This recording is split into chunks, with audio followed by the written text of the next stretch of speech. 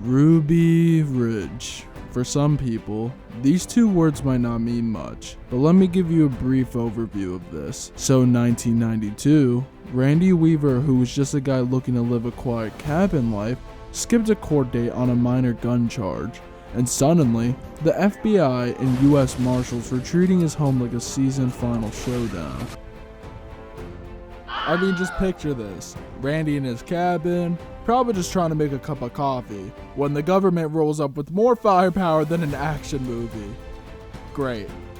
What should have been a simple knock on the door turned into an 11-day standoff with snipers, a tank, and the whole force practically auditioning for the greatest World War II reenactment of all time. So sit back and enjoy the show. Don't forget to like and hit subscribe. Let's go. Randall Weaver, most commonly known as Randy, was born on January 3rd of 1948 in Facilla, Iowa to his parents Wilma and Clarence Weaver. He was one of 4 children. The Weavers, to put it lightly, were extremely religious. They subscribed heavily to the beliefs of the Old Testament and the Bible, which included various predictions on how the world would end religiously. However, they could not find a denomination that would completely match their strong beliefs that had developed. Randy was baptized at the age of 11, giving his heart and soul to me.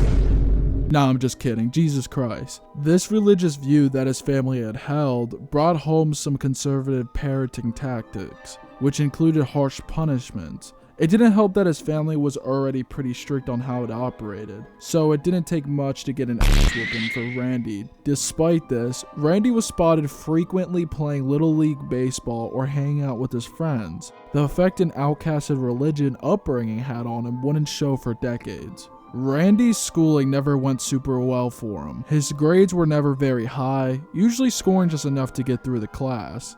Not much is known about his social life, but it appears he wasn't a massive people person.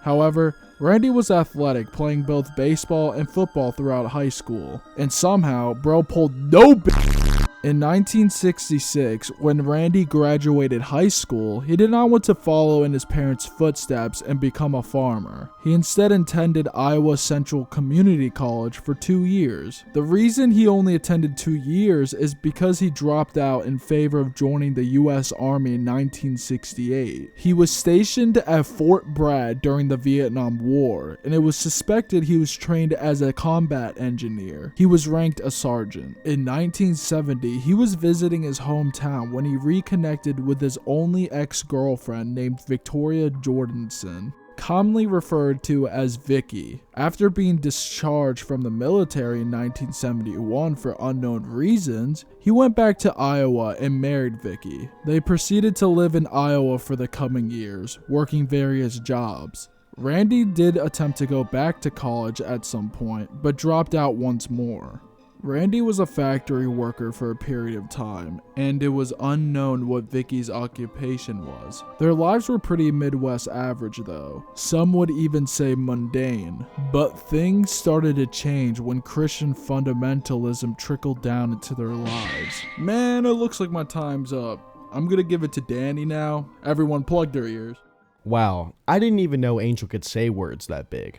Anyways, let's talk about how Randy ended up on the government's radar. Randy started becoming more extremist with his religious views in the mid-1970s. He read The Late Great Planet Earth by Hal Lindsey, which some say rekindled the fire of his previous Old Testament views that his family had instilled into him. The book discusses how the Old Testament relates to modern times, and suggests that the rapture is approaching. The effect that this had on Randy soon translated to Vicky. She would specifically say God spoke to her, stating at one point that God had given her visions to move her family to the west. Shortly afterwards, in 1983, the couple built a very secluded cabin in northern Idaho containing 20 acres of land that they would live off of exclusively. The Weavers now had 3 children: Sarah, Samuel, most commonly referred to as Sammy, and Rachel. The Weavers firmly believed that an apocalypse was coming soon and wanted to prepare by living this away from society lifestyle. They both subscribed to the idea that scripture had them build that cabin in Idaho. Randy and Vicky were absorbed with the idea of apocalyptic prophecies, consuming literature aligning with their beliefs and strengthening them as well. On top of this radicalization, their thoughts on the government soon declined as well. Their distrust built up to a point where they started hoarding guns in preparation for whatever they believed the coming struggle would be. In 1984, Randy Weaver had a falling out with a neighbor named Terry Knissen over a $3,000 property dispute. Knissen lost the ensuing lawsuit and was ordered to pay Weaver an additional $2,100 in court costs and damages. Knissen took his vengeance in letters written to the FBI, Secret Service, and county sheriff, claiming that Weaver had threatened to kill Pope John Paul II, President Ronald Reagan, and Idaho Governor John Evans. Although nothing would ever come from this incident, you can see how the Weavers' governmental views were stained negative. They filed an affidavit, which is a written statement that you can swear is true and that may be used as evidence in a court of law. In this 1985 affidavit, they claimed their enemies were plotting to provoke the FBI into killing them. A little bit of foreshadowing. Later into the 1980s, Randy would start attending a local white supremacist group meeting called the Aryan Nations Congress. Although Randy never claimed to be a full member of these groups or be a white supremacist, he did proclaim he was a separatist, meaning he believed that other races should not interact with each other. He associated with these groups enough to make a few friends in which he would do odd jobs for. One of these friends turned out to be an ATF informant. This is where the watchful eye of the government has landed on Randy Weaver. So wait, you might be asking yourself,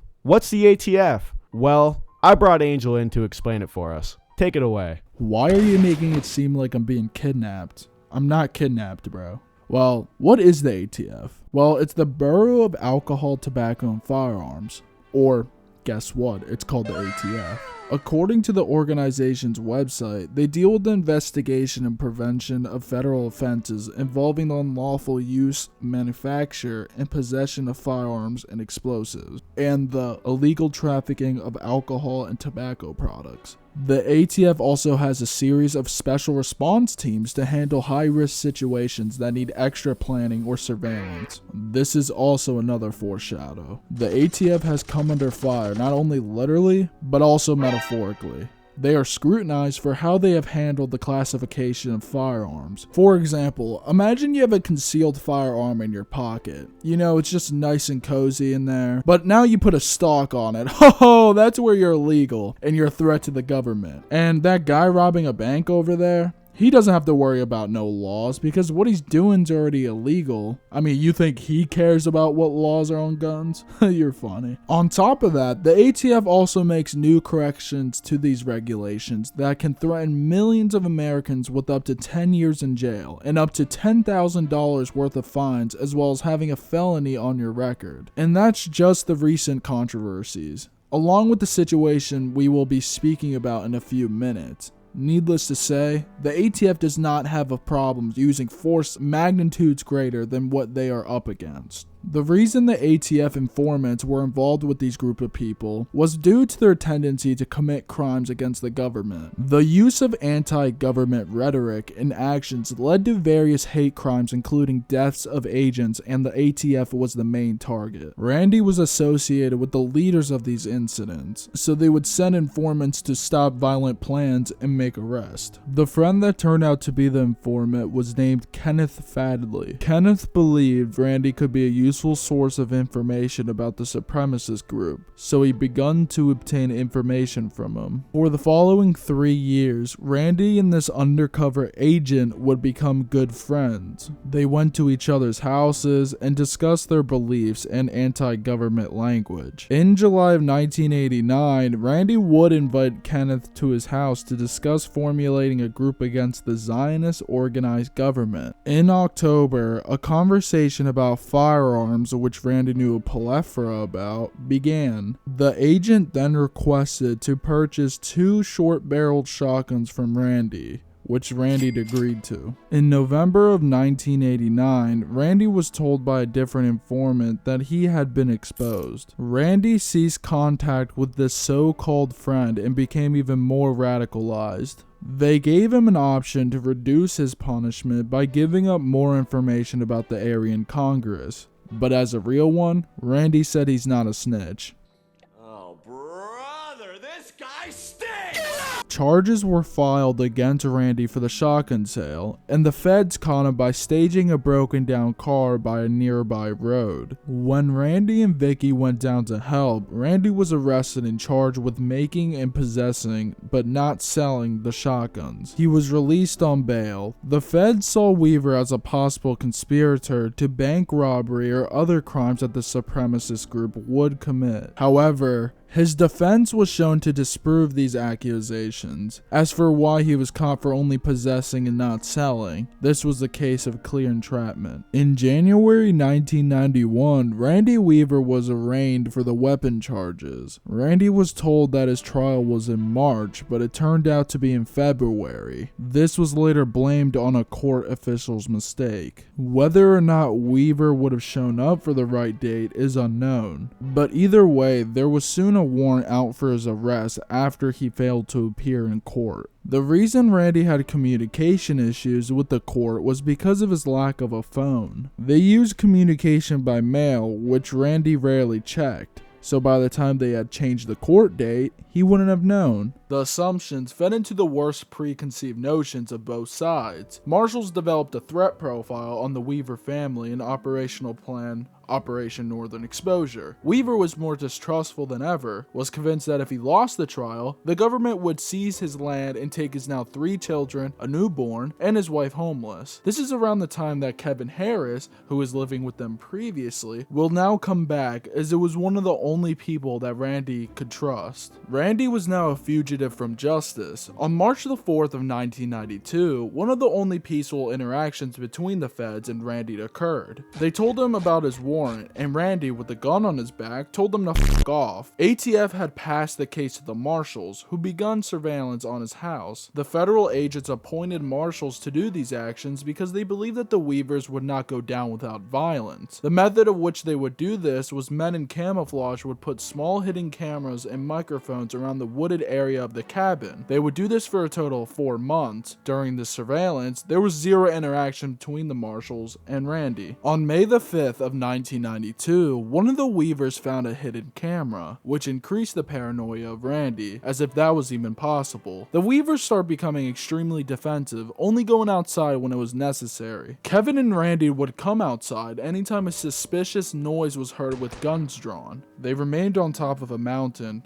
removed from society, until the most well-known and controversial incident happened in August. I'm going to have Danny take it away from here. Thank you, Angel.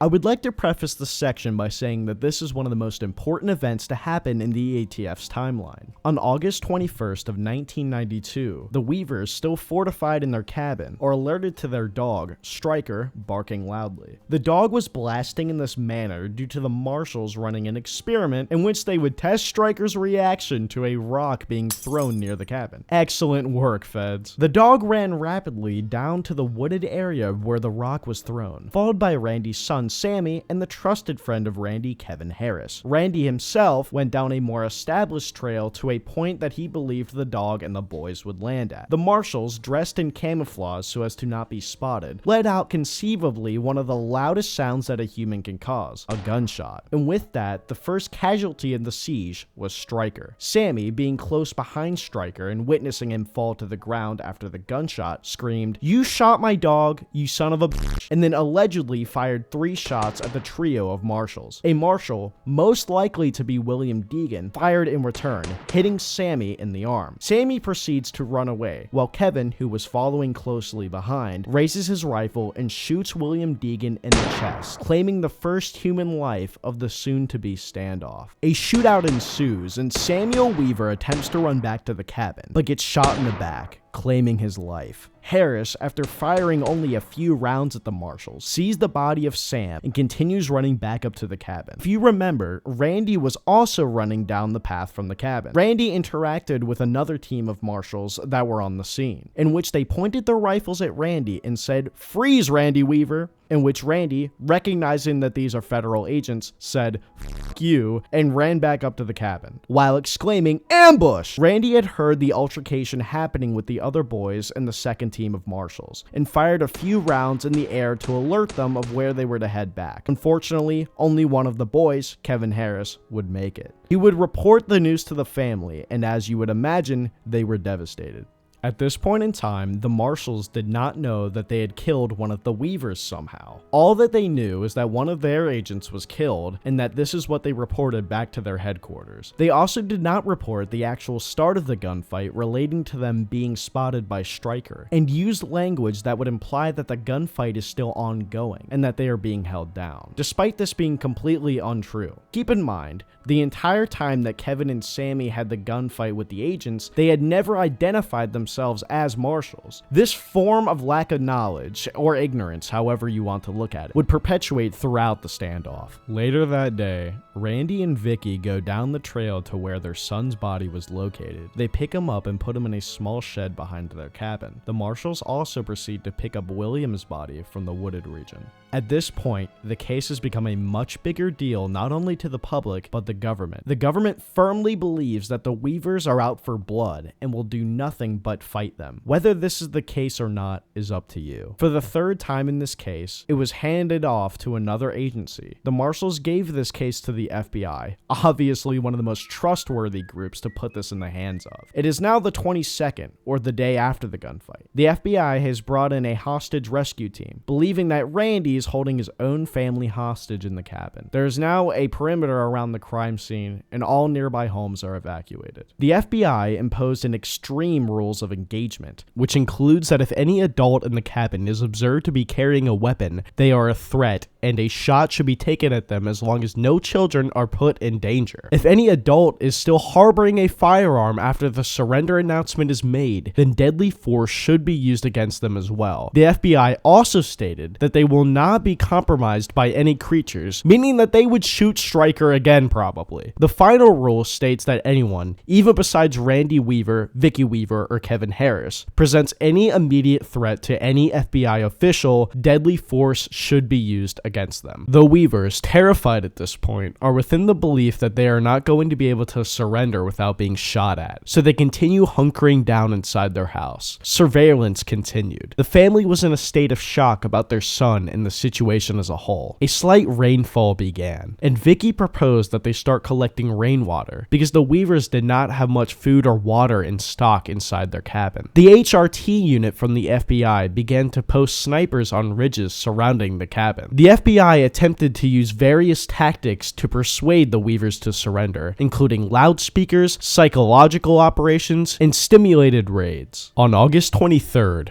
Randy and Kevin wanted to check on Sammy's body to ensure it wasn't being consumed by flies or other creatures in the shed. While walking to this area, a sniper named Lon Horiuchi chambered around and shot Randy in the shoulder. Randy's extremely lucky, however. The sniper was aiming for Randy's spine, but because he was reaching for the latch on the shed, the bullet went clean through his shoulder, resulting in minimal damage. Randy's oldest daughter, Sarah, sprinted out to protect her dad, presuming that a sniper would not shoot her. Kevin and Sarah proceeded as fast as they could to get Randy back to the cabin. While they were running in, Randy's wife, Vicky, was holding the back door open and also holding their 10-month-old in her arm. Lon Horiuchi chambered another round. He was attempting to lead a shot on Kevin Harris. However, this did not happen. A shot rang out. The shot broke through the cabin door and hit Vicky Weaver directly in the head. The bullet continued to travel through the door and hit Kevin Harris as well, which fractured inside of him. As soon as the door closed, everyone hit the floor as to not get shot. However, Vicky, who had remained collapsed, never got up. To make it even more tragic, she still had the baby in her arms. Randy had to push the lifeless body of Vicky off of their screaming baby. The Weavers' emotions at this moment would never be able to be explained through words. In a matter of days, the family has lost 2 members, and Randy and Harris are both shot. The surviving members currently are Randy, Kevin, and Randy's 3 daughters. The devastation that must be felt is immeasurable. Lon Horiuchi would claim in the future that he had no idea that his second shot actually killed anybody. He believed that when he saw the family hit the ground inside the cabin, that everything was okay. However, it would appear that in his scope, the first thing he would have seen on the second shot would have been Vicky. All charges surrounding his sniping were dropped. This is one of the most controversial pieces of the entire fiasco. The FBI has refused to communicate with the Weavers thus far. No dialogue was exchanged after the FBI took over the case. So, the feds proceed to roll up an APC, which is essentially a tank without the projectile gun, and via megaphone, tell Randy that there's a warrant for his arrest and he needs to come out, which maybe they are a little late to this whole negotiation thing. On August 24th, the feds once again tried to start a dialogue. They roll up in the APC and they attempt to make friendly conversation. And they say, "What did Vicky have for breakfast this morning? Anything good?" If we give the FBI the benefit of the doubt, we can say that they didn't know that Vicky, or even Sammy for that matter, were killed. However, to the Weavers, this is the most disrespectful thing that you could do. This is like making a song saying, "F your homie dead." Since Randy didn't have a phone, the FBI decided to send him one. So they roll up this micro tank that contains a phone on it. What the FBI claims they had no idea of is that this phone was rigged with a shotgun pointed directly where the phone would be picked up. So if Randy were to actually attempt to communicate with the feds, he would just get 200 pumped. Now you might be asking, how the hell did the FBI forget about the shotgun attachment? And the truth is, the FBI investigated themselves and they did nothing wrong. At some point between August 23rd and 25th, the agents start clearing out an area around the cabin, including small buildings and foliage. This is when they discover the body of Samuel Weaver that was in the shed. After examination, they noticed that the fatal shot had entered through his back. This changed everything about how the case was handled. The FBI began to question the Marshals on their tactics and what had actually occurred down at the trail. During all of this recalculation, the normal rules of engagement were instated on August 26th. For those who are unaware, this is the classic "you cannot kill someone unless your life is immediately threatened, and under no other circumstances unless you are in a great fear of bodily harm can you take another person's life." The Weavers had no method of outside communication, hence the FBI rolling up the damn shotgun phone. However, they did have access to a radio. This was the only thing keeping them updated on what was happening outside of their cabin. On August 27th, the Weavers had overheard that a prominent military figure at the time, Bo Gritz, had arrived on the scene. The FBI uses the APC once again and a megaphone to communicate with Randy, this time with Bo Gritz. After attempting to communicate with Randy, Bo Gritz says "F this" and hops out of the APC and knocks right on Randy's door. Keep in mind, this is the first time an actual conversation has happened between Randy and the outside world. Randy reports to Bo that he is shot, Kevin is shot, and his wife is dead. Bo reports this back to the FBI and chaos ensues. Ever since the previous days of the standoff, a small protest had begun at the bottom of the perimeter. Everyone from anti-government individuals to the Aryan separatist group had arrived to witness history being made. When the news of Sammy's death broke out, they were pissed. But now, with the news of a second death, being Randy's wife, they were really pissed. The FBI now had to control a small mob to avoid further complications. The pressure on the FBI was on. It appears that even from the very beginning, when it was the ATF's case, it was handled very poorly. They had to end this as quickly as they could. For the next several days, they had Bo go up and have conversations with Randy. It was clear that Kevin Harris's condition was only going to worsen, as now his gunshot wound was infected, and the Weavers did not have enough medical equipment available to prolong his life. So on August 30th, Bo convinced Randy to let Kevin go down and seek medical attention, making this the first surrender since the beginning of the standoff. Harris received the help he needed and made a full recovery. Bo Gritz and a friend of the Weavers, Jackie, came up to remove the body of Vicky from the house after 9 days of her being there. The FBI's reaction to this appears to be similar to when they found out that she was killed. This needs to end immediately. The feds are now torn on what to do. A few of them still firmly believe that brute force will need to be executed against the family for anything to happen, because they were within the belief that this is all Randy's fault. As one last attempt, they send Bo Gritz to negotiate with them. He states to Randy that if he and his 3 daughters walk out with him right now, no one would be injured. He also stated that if you remain in this house, the FBI will do whatever it sees fit. And with that, on August 31st, the 4 survivors, excluding Kevin, safely leave the house,